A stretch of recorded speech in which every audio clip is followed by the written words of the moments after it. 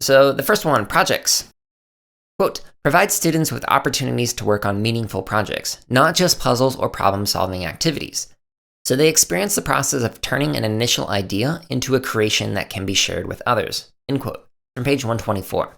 Okay, so the authors note that there is some value in learning how to code by solving puzzles, and that it is certainly easier for teachers who are new to CS to assess and manage that kind of approach to learning.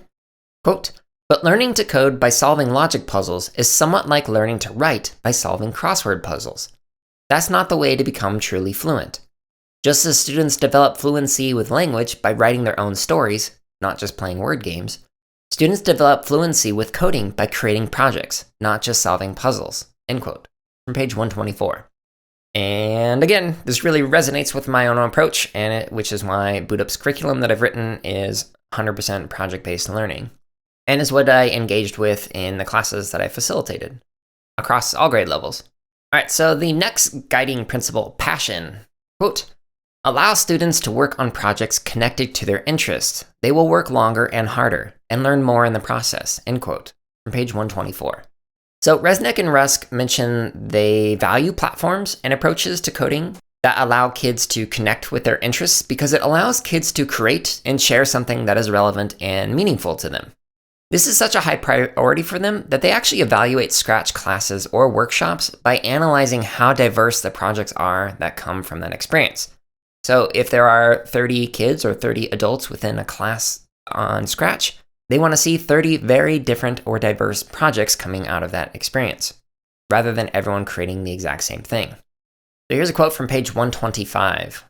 Quote, we often refer to this idea with the phrase, many paths, many styles.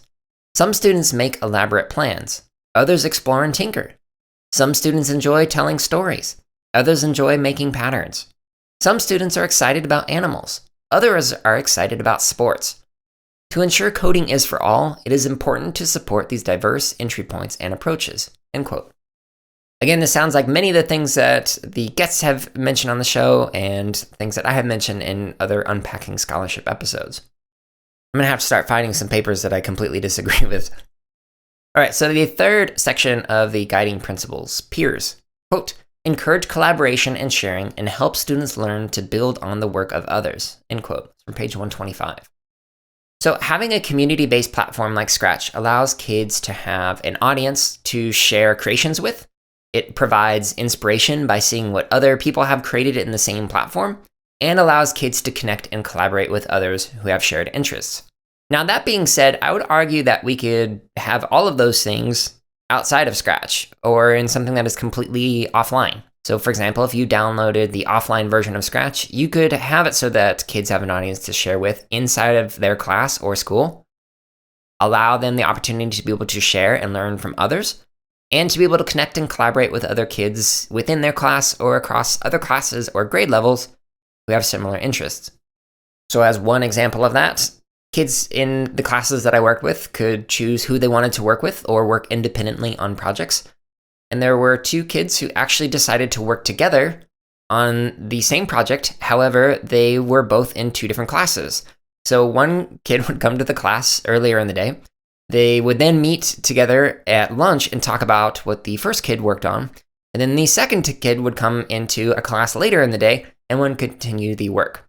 They would then meet after school and talk about the project's changes that were made to it. So it's this interesting form of like asynchronous collaboration where there was time to work, time to collaborate, time to work, and then time to collaborate again each day. So it was a pretty cool process that they came up with.